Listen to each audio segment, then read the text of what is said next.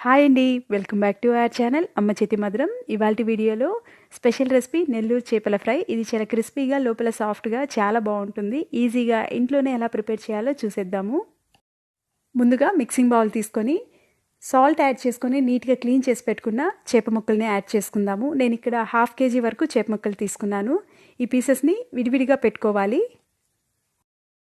Marinate చేసుకోవడం కోసం మసాలాలు కూడా యాడ్ చేసుకుందాము. ఇందులో 1 స్పూన్ వరకు సాల్ట్ యాడ్ చేసుకుంటున్నాను.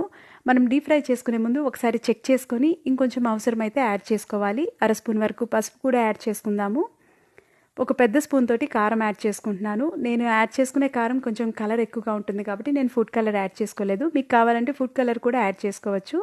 అలాగే పెప్పర్ పౌడర్, గరం మసాలా, ధనియా పొడి, కొంచెం అల్లం పేస్ట్ కూడా యాడ్ చేసుకుందాము. 1 టీ స్పూన్ జీరా పౌడర్ కూడా యాడ్ చేసుకున్న తర్వాత వీటిని చేత్తో బాగా మసాలాలన్నీ ముక్కకి పట్టించేంత వరకు కలుపుకోవాలి. ఒక్కొక్క పీస్కి మసాలాలు కలిసేలాగా పట్టించుకుంటే మనకి ఈజీగా పట్టేస్తుంది. అన్నీ ఒకసారిలా చికెన్ లాగా కలుపుకుంటే మాత్రం పీసెస్ విరిగిపోతాయి. ముక్కలకి మసాలా పట్టేంత వరకు కలుపుకున్న తర్వాత ఇందులో 1 స్పూన్ వరకు లెమన్ జ్యూస్ కూడా యాడ్ చేసుకొని దీన్ని కూడా ముక్కలకి మసాలాతో పాటు పట్టించేంత వరకు కలుపుకోవాలి. మిక్స్ చేసుకున్న తర్వాత అరగంట నుంచి 1 గంట పాటు పక్కన పెట్టుకుందాము. 1 అవర్ కనుక పక్కన పెట్టుకుంటే మసాలాలు ముక్కకి బాగా పడతాయి.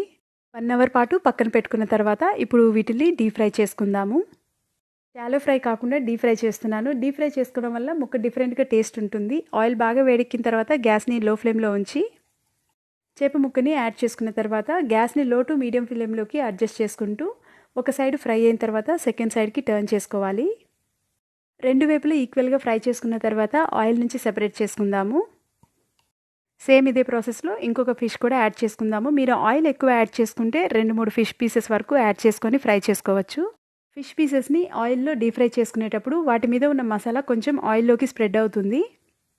అందువల్ల ఆయిల్ కలర్ చేంజ్ అవుతుంది. మనం గ్యాస్ని లో టు మీడియం ఫ్లేమ్లోకి అడ్జస్ట్ చేసుకుంటూ ఫ్రై చేసుకోవడం వల్ల మసాలా మాడిపోకుండా ఉంటుంది. ఈ మసాలాని ముక్కకి బాగా పట్టేంత వరకు కలుపుకుంటూ ఫ్రై చేసుకోవాలి. ఇలా ఫ్రై చేసుకోవడం వల్ల చేప ముక్కలకి మసాలా కూడా కొంచెం అంటుకుపోతుంది. దీనివల్ల ఫ్లేవర్ ఎక్కువ యాడ్ అవుతుంది. చాలా టేస్టీగా కూడా ఉంటుంది. 2 వైపులా కంప్లీట్గా ఫ్రై చేసుకున్న తర్వాత ఆయిల్ నుంచి సెపరేట్ చేసుకుందాము. ఇప్పుడు సర్వింగ్ ప్లేట్లోకి తీసుకుందాము. చాలా టేస్టీగా, పైన క్రిస్పీగా, లోపల సాఫ్ట్గా ఉండే ఈ ఫిష్ ఫ్రైని మీరు కూడా ట్రై చేసి చూడండి. ఎక్కువ మసాలాలు యాడ్ చేసుకోకుండానే బేసిక్ మెథడ్లో మనం ఫిష్ ఫ్రైని ఈజీగా తయారు చేసుకోవచ్చు. ఈ ఫిష్ ఫ్రైలో కొంచెం కారం ఎక్కువ యాడ్ చేసుకుంటేనే కొంచెం స్పైసీగా చాలా టేస్టీగా ఉంటుంది. మనం ఫిష్ పీసెస్ని షాలో ఫ్రై చేసుకుంటే ఎక్కువ సాఫ్ట్గా ఉంటాయి. ఇలా డీప్ ఫ్రై చేసుకుంటే కొంచెం క్రంచీగా చాలా టేస్టీగా ఉంటాయి.